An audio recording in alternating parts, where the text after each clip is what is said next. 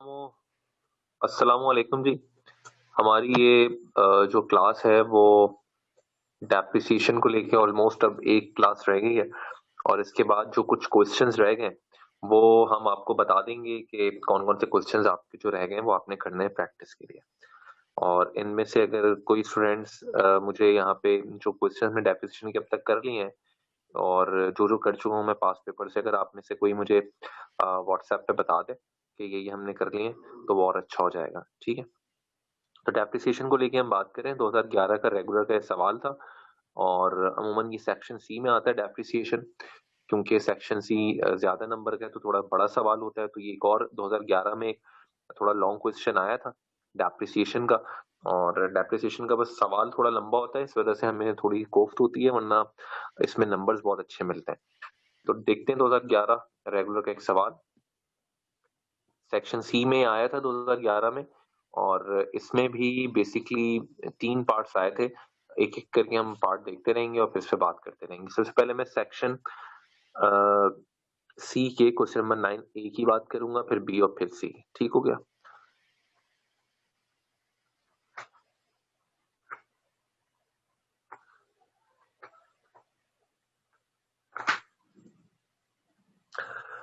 इसमें ये कहता है, रिक्वायरमेंट देखिए अगर आप, तो लिखा हुआ है determine the depreciation on machine for 2007, 2008, 2009। 3 साल का डेप्रिसिएशन मांग रहा है। कौन से मेथड से मांग रहा है ये भी चेक करते हैं। लिखा है वर्किंग आवर्स से। ईयर 2007 में कहता है कि वर्किंग आवर्स ऑपरेटेड, यानी कि जो मशीन ऑपरेट हुई है, जो वर्किंग आवर्स है मशीन के, 2007 में 1500 है, 2008 में 2500 है, 2009 में 2000 है। ठीक हो गया। वो वो ठीक है जी।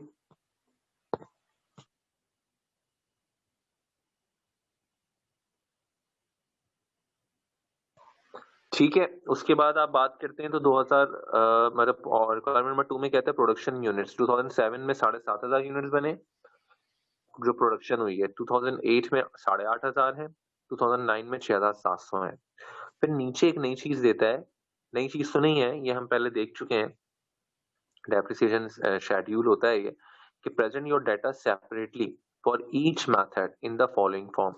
इसका मतलब ये कहता है डेप्रिसिएशन निकालने के बाद जो डाटा है उसको अलग अलग करके लिखना 2007, 8, 9 का, यानी कि हर मेथड का अलग। ऐसे ही एक बॉक्स बनेगा मशीन आर के लिए और ऐसे ही एक बॉक्स बनेगा प्रोडक्शन के लिए।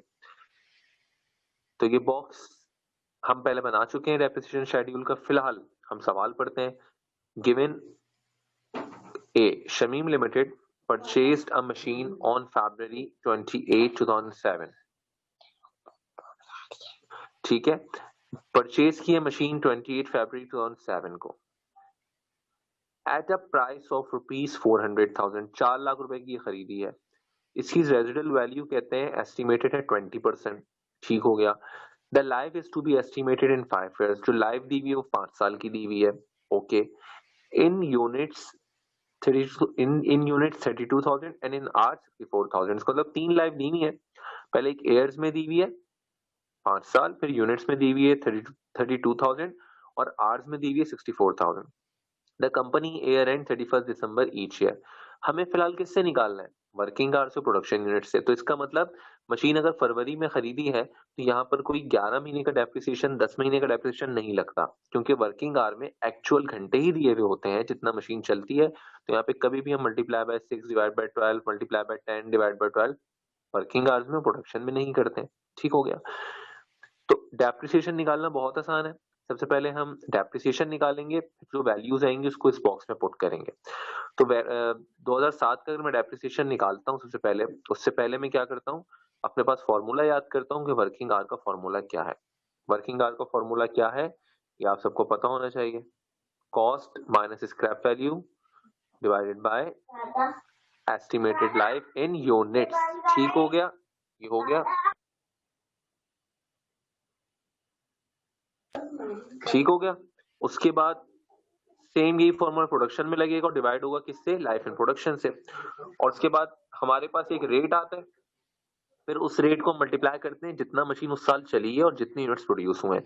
तो पहले मैं वर्किंग आवर की बात करूंगा, पहले वर्किंग आवर की बात करते हैं, फिर उसके बाद प्रोडक्शन में आएंगे। और वर्किंग आवर निकाल लेते हैं, कैसे निकालते हैं, आई होप कि आप लोगों को ये आता है निकालना अच्छी तरह से, लेकिन फिर भी यहाँ पे निकाल के मैं आपको बता देता हूँ।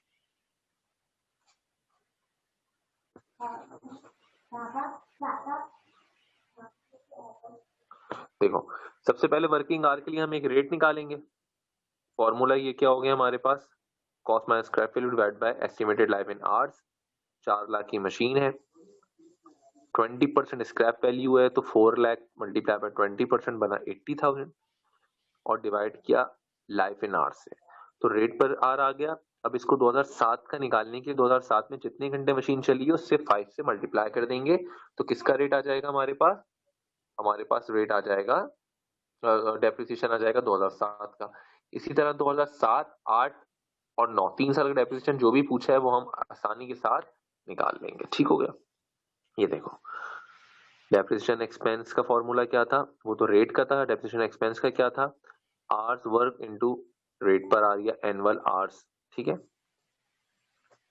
अच्छा, ये जो हेडिंग डली है ना, ये वाली, ये कंप्यूटेशन, ये पहले डलती है, उसके बाद यहाँ पे आएगा क्या, जो हमने रेट पर आवर का फॉर्मूला लिखा है, फिर उसके बाद डेप्रिसिएशन एक्सपेंस का आएगा, जिस तरह हम करते हैं। यहाँ पर इन्होंने वो पहले लिख के आपको दिखा दिया, लेकिन जिस तरह मैंने आपको बताया वही कीजिएगा कि computation of depreciation expense by working hour method की हेडिंग डलेगी, उसके बाद रेट निकलेगा उसका फॉर्मूला और फिर डेप्रिसिएशन एक्सपेंस लिखा आएगा। ठीक हो गया।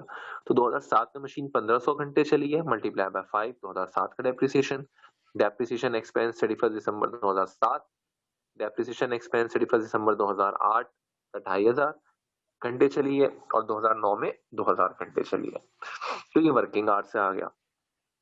पहले हम डेप्रिसिएशन निकालेंगे, फिर उस बॉक्स की तरफ आएंगे। फिर 2008 का डेप्रिसिएशन निकालते हैं। 2008 का डेप्रिसिएशन निकालने के लिए आओ देख लेते हैं 2008 का भी हमें आता है अच्छी तरह, लेकिन मैं आपको फिर भी एक नजर दिखा रहा हूँ ताकि आप आसानी के साथ इसको निकाल सकें। ठीक हो गया। देखें, प्रोडक्शन इन यूनिट की अगर बात करते हैं तो लाइफ कितनी दी हुई है इसमें, 32,000 क्वेश्चन में दी हुई है। ठीक हो गया, 32,000 की लाइफ दी हुई है, डिवाइड किया, रेट पर यूनिट आ गया 10। ठीक है, मैं इसकी बात कर रहा था, ये वाली जो हेडिंग है ना, ये कंप्यूटेशन वाली, ये आएगी यहाँ मेन, और फिर ये डेटा यहाँ आएगा और डेप्रिसिएशन एक्सपेंस यहाँ आएगा। जिस तरह मैंने करवाया, कोई नई बात नहीं है, उसी तरह आ जाएगा। ठीक है, या आपको ये रेट डालने की, ये हेडिंग डालने की जरूरत नहीं है, सिर्फ ये एक मेन हेडिंग होगी आपकी। ठीक है। डेप्रिसिएशन एक्सपेंस 31 दिसंबर 2007, 7,500 यूनिट प्रोड्यूस हुए, सवाल में बताया है, रिक्वायरमेंट नंबर बी में बताया कि 7,500 यूनिट प्रोड्यूस हुए 2007 में, तो मल्टीप्लाई किया इस रेट से, 8,500 2008 में, और 2009 में 6,700, तो मल्टीप्लाई किया, हमारा डेप्रिसिएशन आ गया। जब दोनों डेप्रिसिएशन हमारे आ जाएंगे, उसके बाद जो इसने कहा है एग्जामिनर ने कि इस बॉक्स के अंदर वैल्यू पुट करनी है, ये तो हमने निकाल के दिखाया। अब हम दो बॉक्स बनाएंगे, मशीन आवर के लिए अलग वैल्यू पुट करेंगे और यूनिट प्रोडक्शन मेथड के लिए अलग वैल्यू पुट करेंगे। ठीक हो गया। तो अब जो दो बॉक्स बनेंगे, पहले आओ एग्जामिनर ने सवाल में बॉक्स बनाया है एज इट इज, वो बॉक्स देखते हैं क्या, और फिर हम आएंगे अपना बॉक्स बनाने के लिए।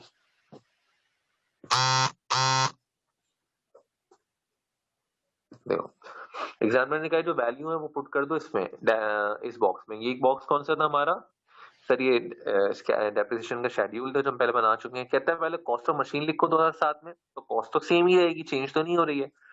डेप्रिसिएशन कहता है, तो इसका मतलब हमारे पास इन तीनों में कॉस्ट तो सेम रहेगी, 2007, 8 और 9 में सेम रहेगी कॉस्ट। यहाँ पे यहाँ 2007 का डेप्रिसिएशन लिखेंगे, यहाँ 2008 का जो आया, यहाँ 2009 का। पहले हम किससे कर रहे हैं, वर्किंग आवर मेथड से। एक्यूमुलेटेड का क्या है, पहले साल जो डेप्रिसिएशन आया वो एक्यूमुलेटेड में आएगा, दूसरे साल किसका आएगा, इसका और इसका, दोनों जमा हो जाएंगे। एक्यूमुलेटेड का मतलब क्या है, इस साल का पिछले साल का, और फिर इस साल क्या होगा, थर्ड ईयर में यहाँ का भी आएगा और ये तीनों भी, यानी कि तीनों आ जाएंगे, ये तीनों मिक्स होके किस में आ जाएंगे, थर्ड वाले में आ जाएंगे। ठीक हो गया। और कॉस्ट में से हमेशा एक्यूमुलेटेड डेप्रिसिएशन माइनस करते हैं तो क्या आता है, बुक वैल्यू आती है, ये बात सबको पता है। कॉस्ट में से जब भी एक्यूमुलेटेड डेप्रिसिएशन माइनस करते हैं तो बुक वैल्यू आती है। तो इस तरह से हम पहला बॉक्स बनाते हैं और वर्किंग आवर मेथड से।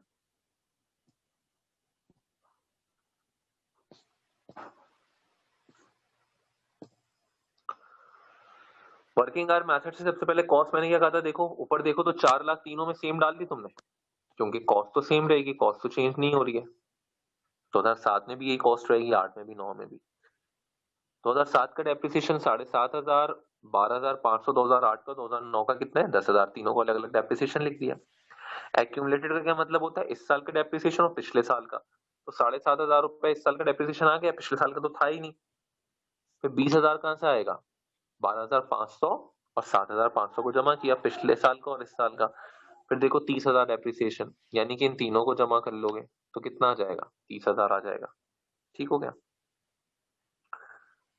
और बाद दफा एग्जामिनर कहे ना डेप्रिसिएशन शेड्यूल बनाओ, तो हेडिंग्स आपको सारी याद होना चाहिए, एज इट इज आप ऐसा बना के दिखाओगे उससे। एग्जामिनर जरूरी नहीं कि आपको बना के दे दे, अभी तो उसने हलवा दे दिया कि ये लो और वैल्यू पुट कर दो। हो सकता है बोले डेप्रिसिएशन शेड्यूल बना के दिखाओ, तो फिर ये बनाना पड़ेगा। बुक वैल्यू कैसे आएगी, 4 लाख में से 7,500 गया तो 392 बचा। फिर 4 लाख में से 2008 में एक्यूमुलेटेड डेप्रिसिएशन 20,000 माइनस हुआ, 3,80,000 बना। फिर 2009 में 4 लाख में से 30,000 एक्यूमुलेटेड डेप्रिसिएशन माइनस किया, 3,70,000 बना। ये बुक वैल्यू आ गई हमारे पास। ठीक है, 2007, 8, 9 में से ही हमने बना दिया, एग्जामिनर ने पूरा बॉक्स दिया था। सेम यही यूनिट्स प्रोडक्शन मेथड से भी हम कर लेंगे नीचे, उसमें भी कोई मसला नहीं होगा। हर साल का डेप्रिसिएशन अलग अलग हमने लिख दिया और एक्यूमुलेटेड को माइनस किया, तो हमारे पास बुक वैल्यू आ गई हर साल की अलग अलग। ठीक हो गया। अच्छा, मैं पूछूंगा 2007 की अगर पार्शियल बैलेंस शीट बनाओ तो उसमें कौन कौन सा डेटा जाएगा। अगर मैं वैसे ही पूछता हूँ कि 2007 में अगर पार्शियल बैलेंस शीट बनाओगे तो कौन कौन सा डेटा जाएगा। वर्किंग आवर से अगर मैं कहता हूँ पार्शियल बैलेंस शीट बनाओ तो कौन कौन सा डेटा जाएगा। खाली कॉस्ट जाएगी, ये वाली 2007 की कॉस्ट जाएगी, और एक्यूमुलेटेड डेप्रिसिएशन माइनस होगा तो 392 बुक वैल्यू आएगा। 2009 की कहता हूँ बनाओ तो 4 लाख ये जाएगी कॉस्ट, एक्यूमुलेटेड ये माइनस होगा, 3,70,000 बुक वैल्यू आ जाएगी। अगर मैं कहता हूँ प्रोडक्शन मेथड से 2008 की पार्शियल बैलेंस शीट बनाओ तो कॉस्ट जाएगी 4 लाख, एक्यूमुलेटेड ये माइनस होगा, और बुक वैल्यू कितनी बच जाएगी, 1,40,000 रुपए। ठीक है, ये बातें सबको अब तो याद हो जानी चाहिए क्योंकि टॉपिक खत्म पर है हमारा। और इसका बी पार्ट देखते हैं। ए पार्ट कंप्लीट हो गया, इसी सवाल का बी पार्ट देखते हैं।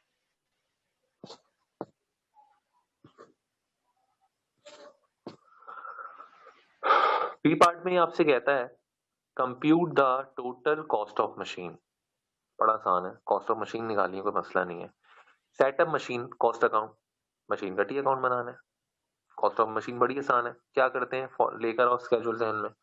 सबसे पहले लिस्ट प्राइस आती है, उसमें ट्रेड डिस्काउंट माइनस होता है तो इनवॉइस प्राइस बचती है। फिर कैश डिस्काउंट माइनस होता है तो कैश प्राइस बचती है। फिर सेल टैक्स को ऐड करते हैं। ठीक है, तो इसमें जो जो दिया हुआ होगा वो ले लेंगे। तो सवाल हम पढ़ते हैं, on April 1st 2011 the Hamdam and company purchase a machine, it has estimated useful life for 6 years with a scrap value of rupees 10,000. The company uses straight line method for the year ended June 30th. The following expenditure were incurred on it. ठीक है, year and 30 जून है, machine कब खरीदी 5 अप्रैल को। हमने क्या निकालना है, कॉस्ट ऑफ मशीन। तो कॉस्ट ऑफ मशीन में इनवॉइस प्राइस आएगी 5.5 लाख, यस सर आएगी। अब इनवॉइस प्राइस में देखो क्या हमारे पास, इनवॉइस प्राइस में क्या देखो, उसके बाद हमारे पास ट्रेड डिस्काउंट माइनस करके आती है ना, तो क्या कैश डिस्काउंट और सेल टैक्स दिया हुआ है, देखो कुछ दिया हुआ है कैश डिस्काउंट या sale tax.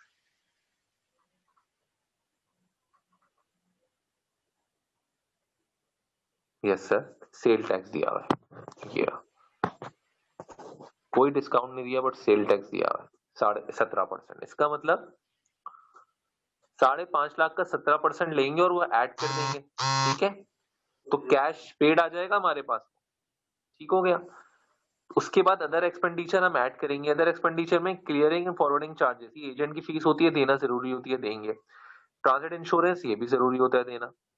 Federal excise duty, एक ड्यूटी है गवर्नमेंट की, देना जरूरी है, उसके बगैर मशीन नहीं आ सकती। तो 2.5% ले लेंगे हम, जो टोटल मशीन की प्राइस बन रही होगी।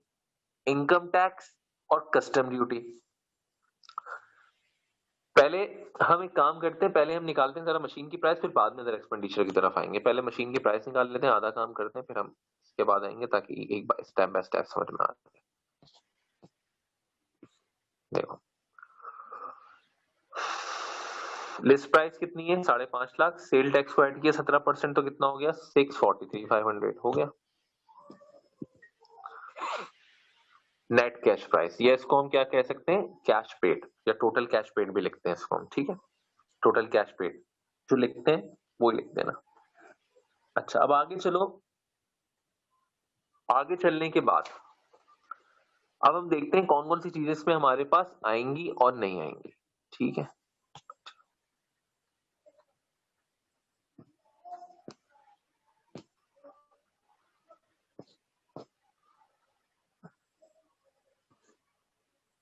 देखो क्या बताया था जी, क्लियरिंग फॉरवर्डिंग आने चाहिए, इंश्योरेंस ट्रांसिट आना चाहिए, फेडरल एक्साइज ड्यूटी जरूरी है गवर्नमेंट की आनी चाहिए। इनकम टैक्स क्या है, इनकम टैक्स तो इनकम पर देते हैं, यहाँ पर तो नहीं आएगा, ठीक है। याद है इनकम टैक्स तो एक आध सवाल हमने किया है जिसमें इनकम जो आपकी होती है प्रॉफिट, उस पर इनकम टैक्स लगता है, यहाँ नहीं आएगा। कस्टम ड्यूटी ये भी देनी जरूरी होती है, इसके बगैर मशीन नहीं आती, इसका मतलब 4 आएंगी, insurance transit, clearing and forwarding charges 2, federal excise duty 3 और कस्टम ड्यूटी 4, ठीक हो गया।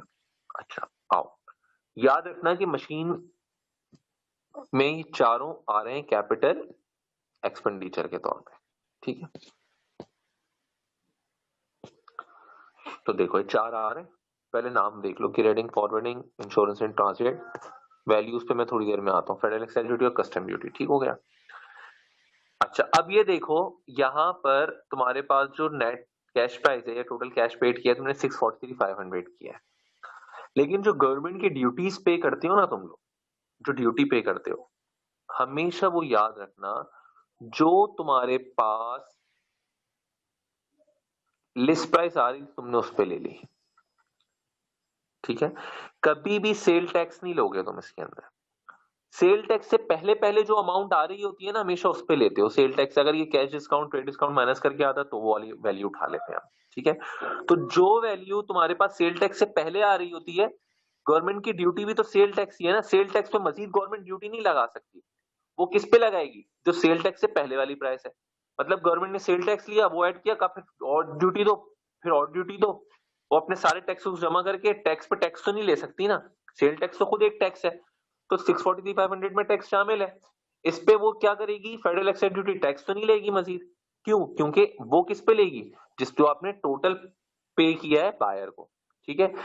सेल टैक्स तो जाते गवर्नमेंट को, तो सेल टैक्स से पहले पहले जो अमाउंट आती है याद रखना हमेशा उस पे हम गवर्नमेंट की जो भी अदर ड्यूटी आएगी उस पर मल्टीप्लाई कर देंगे, ठीक है। तो फेडरल एक्साइज ड्यूटी 5.5 लाख पे ली 2.5%, और कस्टम ड्यूटी भी 5.5 लाख पे ली हमने, कितनी 2.5%। तो टोटल अदर एक्सपेंडिचर हमारे पास कितने आ गए 45,500। तो टोटल कॉस्ट ऑफ मशीन कितनी आ गई हमारे पास 6,89,000, ठीक है। तो इस सवाल में एक नई चीज हमने सीख ली, आगे चलते हैं।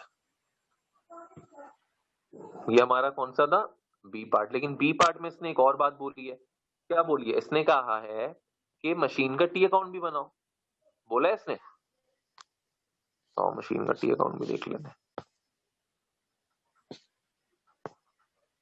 देखो भाई ये मशीन का है टी अकाउंट, ये देखो मशीन का टी अकाउंट कैसे हुआ, कैश जो आपने पेड किया वो 643,500 किया था, फिर सीएफ चार्जेस क्लियरिंग फॉरवर्डिंग के डेबिट हुए, जो अदर एक्सपेंडिचर है साले अलग अलग लेते रहोगे, insurance transit 7,500, FED federal excise duty 3,750, custom duty 3,750, total बना 689,000। यही बैलेंस सीडी बना और यही बैलेंस बीडी बना, ये सारे अदर कैपिटल एक्सपेंडिचर है और ये ऊपर वाली कॉस्ट है, ठीक हो गया। पहले बना चुके हैं तो उछंबे की कोई बात नहीं है, समझ में आना चाहिए। तो ये मशीन का टी अकाउंट हमने बना लिया, ठीक हो गया। आगे चलते हैं और सी पार्ट देखते हैं।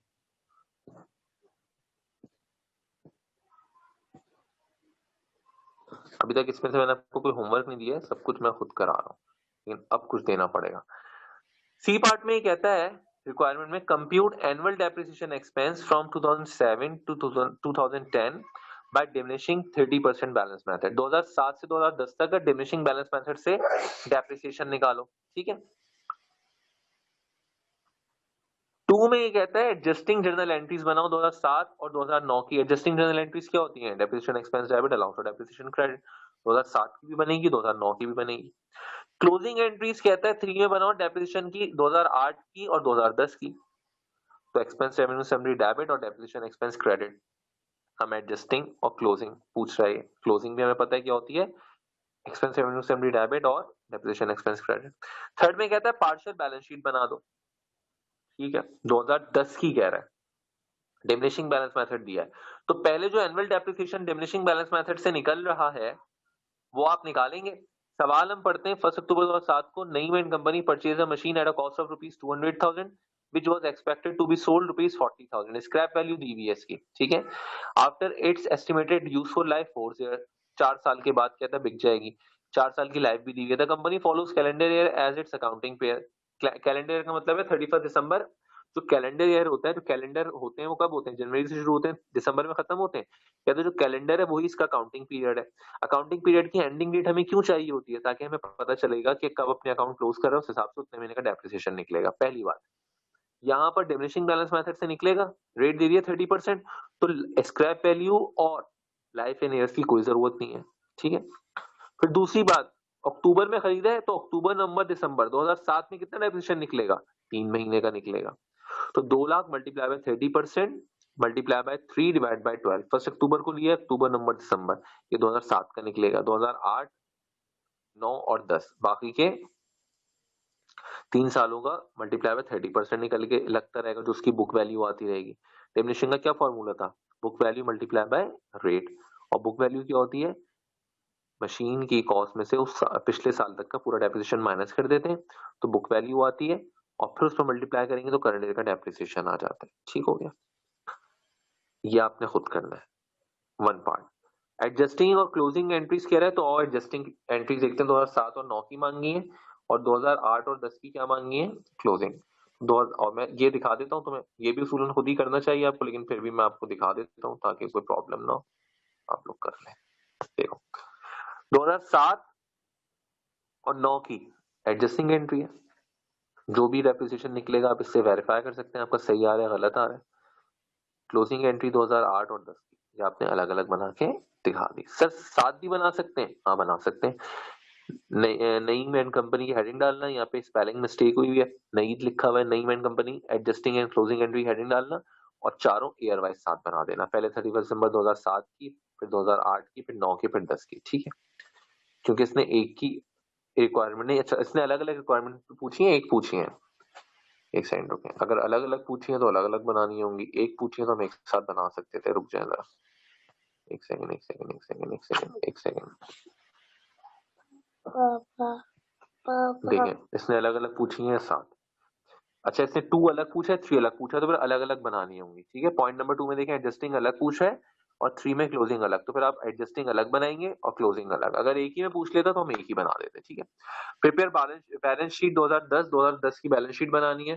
पार्शियल बैलेंस शीट में जो भी हमारी कॉस्ट है सी में, उसमें से हम अलाउंस फॉर डेप्रिसिएशन माइनस कर देंगे, ठीक हो गया।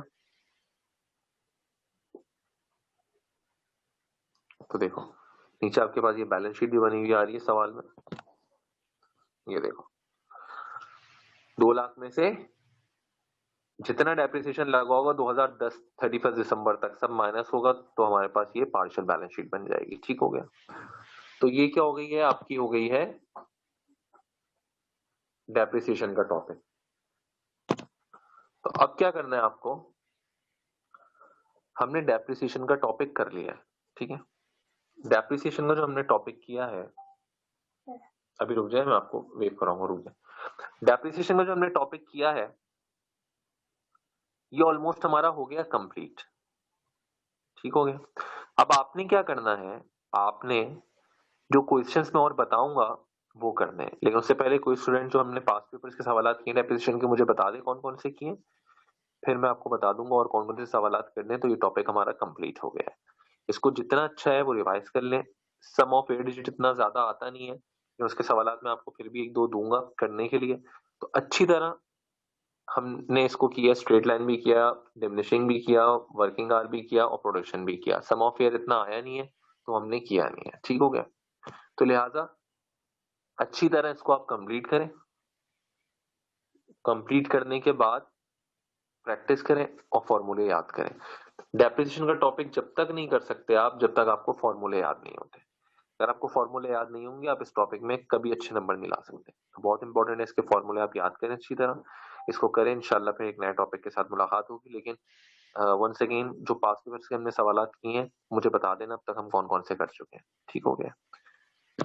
अल्लाह हाफिज। अल्लाह हाफिज।